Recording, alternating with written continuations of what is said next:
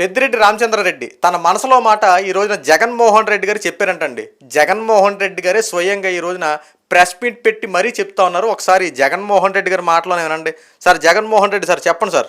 మా పెద్దిరెడ్డి రామచంద్రారెడ్డిని చంద్రబాబు నాయుడిని ఎప్పుడో కాలేజ్ టైంలో ఎప్పుడో కొట్టినాడంట. ఆ కోపం ఇప్పటికి కూడా ఉంది. వాళ్ళ కొడుకుని అరెస్ట్ చేయాలంటాడు, వాళ్ళ నాయన అరెస్ట్ చేయాలని అంటాడు. విన్నారు కదా. ఇప్పుడు మిథున్ రెడ్డిని ఎందుకు అరెస్ట్ చేశారంటే అప్పుడెప్పుడో కాలేజీ టైంలో అంట పెద్దిరెడ్డి రామచంద్రారెడ్డి చంద్రబాబుని కొట్టాడంట. చంద్రబాబు నాయుడు గారు కక్షపూరితంగా అప్పటి నుండి మనసులో పెట్టేసుకొని ఇప్పుడు కక్షపూరితంగా మిథున్ రెడ్డిని అరెస్ట్ చేశాడు అని చెప్పి జగన్మోహన్ రెడ్డి గారు మాట్లాడుతున్నాడు. బహుశా ఈ మాటలు కనుక పెద్దిరెడ్డి రామచంద్రారెడ్డి మాత్రం వినుంటే మాత్రం ఖచ్చితంగా నీ దగ్గరకు వచ్చేసేవాడు ఈ పాటికి. ఏమయ్యా నేను ఎప్పుడు చెప్పానయ్యా నీకు, ఇప్పుడు ఆల్రెడీ నా కొడుకు ఆల్రెడీ జైల్లో ఉన్నాడు, ఈ పొరపాటున ఇవి చంద్రబాబు నాయుడు గారికో లేకపోతే నారా లోకేష్ గారికి ఈ విషయాలు తెలిసిందంటే ఇక నా కొడుకు పరిస్థితి ఏమైపోద్దని చెప్పి పెద్దిరెడ్డి రామచంద్రారెడ్డి భయపడుతున్నట్టున్నాడు. అసలు ఏం మాట్లాడుతున్నారయ్యా జగన్మోహన్ రెడ్డి గారు? అసలు ఏ విషయాన్ని ఎలా తీసుకొస్తున్నారు? అరెస్ట్ అయిందంటే లిక్కర్ స్కామ్లో పక్కా ఆధారాలతో మిథున్ రెడ్డిని అరెస్ట్ చేయడం. ఈ రోజున కోర్టులో కొన్ని విషయాలు వెల్లడించారు. కోర్టు ఈ రోజున ఏం చేసింది, రిమాండ్ విధించింది. ప్రస్తుతం జైల్లో ఉన్నాడు. ఈ రోజున విచారణ సిట్ విచారణ జరుగుతూ ఉన్నాయి. సో ఇలా కేసు దర్యాప్తులు జరుగుతూ ఉంటుంటే కక్షపూరితంగా అరెస్ట్ చేశారు, సాక్ష్యాధారాలు లేవు, ఇది ఒక ఫేక్ కేసు అని చెప్పి మాట్లాడి ఎందుకు వచ్చిన ఉపయోగం? సరే మీ మాటగా వద్దాం. సరే ఇదివరకు మీరు అధికారంలో ఉన్నప్పుడు 5 సంవత్సరాలు అధికారంలో ఉన్నప్పుడు మీరు కక్షపూరితంగా చాలామందిని అరెస్ట్ చేశారు కదా. ఏమైనా అచ్చెన్నాయుడు ఉన్నారు, అచ్చెన్నాయుడిని అరెస్ట్ చేయించడానికి విస్తృత స్థాయిలో ప్రయత్నాలు చేసి అరెస్ట్ చేయించావు. చింతమనేని ప్రభాకర్ గారిని అరెస్ట్ చేయించావు, ఇంకా పట్టాభిని అరెస్ట్ చేయించావు, కొంతమంది కీలకమైన నాయకులను అరెస్ట్ చేసావు, చంద్రబాబు నాయుడు గారిని కూడా అరెస్ట్ చేయించావు. బహుశా వీళ్ళందరూ నిన్ను ఏమైనా కొట్టారంటావా? వీళ్ళందరూ నిన్ను కొట్టబట్టి ఏమైనా అరెస్ట్ చేయించావా? నువ్వు చెప్పేది అదే ఉంది కదా. ఇప్పుడు పెద్దిరెడ్డి రామచంద్రారెడ్డి చంద్రబాబు నాయుడు కొట్టాడు కాబట్టి చంద్రబాబు నాయుడు కక్షపూరితంగా మిథున్ రెడ్డిని అరెస్ట్ చేయించాడు అని చెప్పి నువ్వు అంటున్నావు కదా. సో ఇప్పుడు ఆంధ్ర రాష్ట్రంలో చాలామందిని అరెస్ట్ చేయించావు కదా నువ్వు అధికారంలో ఉన్నప్పుడు. మరి వీళ్ళు నిన్నేమైనా కొట్టారా? సామాన్యుడు ప్రజలు ఆ యొక్క ఆలోచనలు సార్ ఒకసారి మరి దీనికి కూడా సమాధానం చెప్పండి. మనం కౌంటర్ వేస్తున్నామంటే ఆటోమేటిక్గా అది నిజమా అబద్ధమా లేకపోతే ఏంటో వాస్తవాలు తెలుసుకోవాలి కదా. ఈ రోజున కాలేజీలో రకరకాలుగా ఉంటాయి. అదో గల్లీ పాలిటిక్స్లా ఎందుకు వచ్చినాయి అన్నీ? కాలేజీలో ఫ్రెండ్షిప్గా జరిగే రకరకాలు ఉంటాయి. దానికి దీనికి పొంతనేంటి? ఈ రోజున లెక్కర్ స్కామ్లో 3,500 కోట్ల రూపాయలు ఆంధ్ర రాష్ట్రంలో లెక్కర్ స్కామ్ జరిగిందని చెప్పి కొన్ని వార్తలు వస్తూ ఉన్నాయి.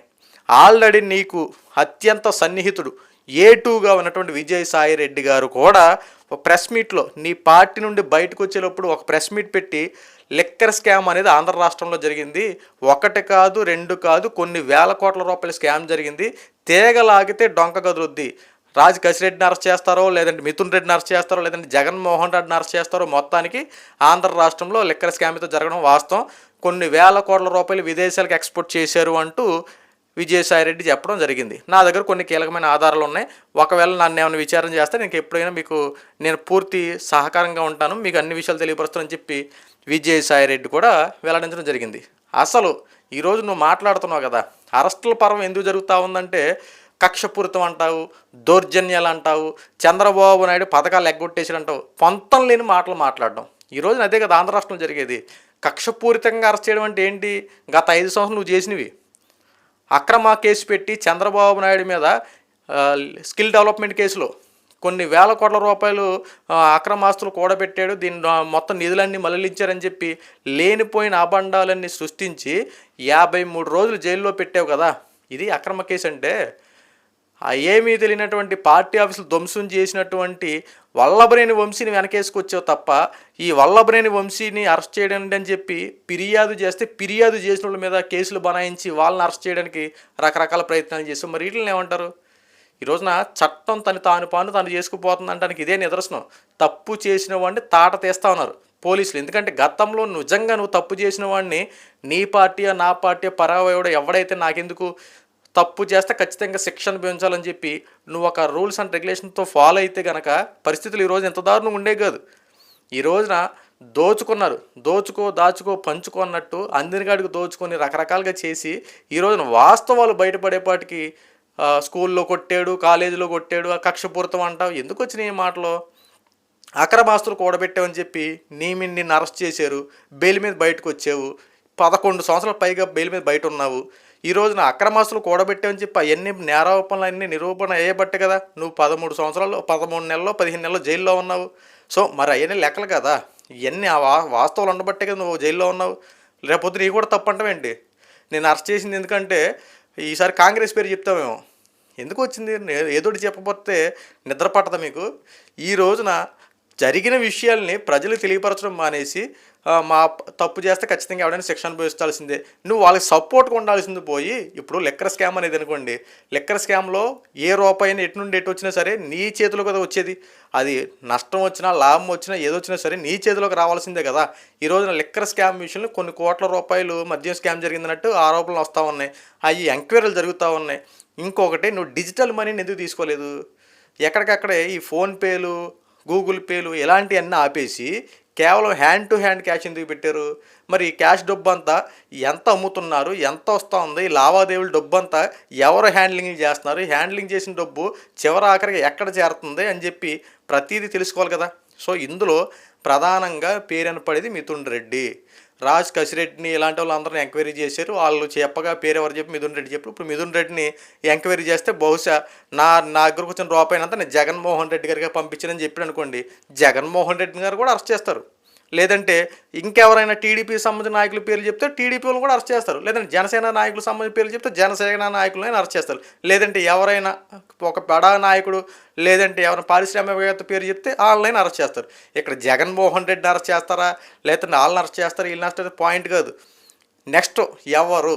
ఎందుకంటే మిథున్ రెడ్డిని అరెస్ట్ చేసాడు, మిథున్ రెడ్డి వరకు ఒకటి జరుగుద్ది, నేను పలానా డబ్బు ఎంతవరకు తెచ్చా, ఈ డబ్బుని పలానా వాడికి అప్పచెప్పని చెప్పి ఖచ్చితంగా ఫైనల్గా ఈ రూపాయి ఎక్కడికి వెళ్తుందో క్లారిఫికేషన్ ఉండాలి. సో ఆ రూపాయిని అప్పచెప్పేటప్పుడు నేను అంతకి ఇచ్చా అని చెప్పి పలానా ఓడి దగ్గరికి వెళ్ళేదాకా ఎంక్వైరీ కొనసాగుతూనే ఉంటుంది.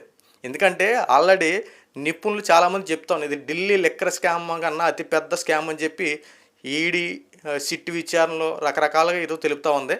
వైఎస్ఆర్సీపీ పార్టీ వాళ్ళు జగన్మోహన్ రెడ్డి గారు వీలైతే దీనికి సంబంధించి సంజాయిషి తెప్పండి తప్ప చిన్నపిల్లలు మాట్లాడినట్టు చాక్లెట్ కోసం కొట్టుకున్నట్టు మరి మాట్లాడేది అలాగే ఉంది సార్ మీరు చెప్పేది. ఈరోజు మీరు చెప్పేటువంటి మాట ఏంటి? మిథున్ రెడ్డిని అరెస్ట్ చేసింది ఎందుకంటే అప్పుడెప్పుడో జరిగినటువంటి కాలేజ్ గొడవల్లో చంద్రబాబు నాయుడిని పెద్దిరెడ్డి కొట్టాడు అందుకే అరెస్ట్ చేసాడని చెప్పి అంటానికి అసలు ఏమైనా పొంతన ఉందా సార్? ఈ రోజున మీరు చెప్పే మాట కొన్ని వేల మంది ఈరోజు వింటారు సార్. వినేటప్పుడు అసలు నిజమా అబద్ధం కనీసం మనం మాట్లాడుతున్నామంటే అది ఏంటో క్లారిఫికేషన్ తెలుసుకోకుండా ఎంత వస్తుందో మాట్లాడేసినంత మాత్రాన ఉపయోగం ఏంటి సార్? ఈ రోజున పెద్దిరెడ్డి రామచంద్రారెడ్డి ములాఖాత్ చేసుకున్నారు, వాళ్ళ తల్లిగారు ములాఖాత్ చేసుకున్నారు, వాళ్ళ భార్య ములాఖాత్ చేసుకుంది. అందరూ వాళ్ళు ఏమంటారు, ఉగ్రవాదిని అరెస్ట్ చేసినట్టు అరెస్ట్ చేశారు, ఉగ్రవాదులు చూస్తున్నారని చెప్పి వాళ్ళు మాట్లాడడం, జైల్లో సరిగ్గా కండిషన్ లేవని చెప్పి వాళ్ళు మాట్లాడడం. ఈ రోజున మీరు వెళ్ళి చేసింది ఏముంది? కనీసం వెళ్ళింది లేదు, ఇప్పటివరకు వెళ్ళిన దాఖలాలు లేవు.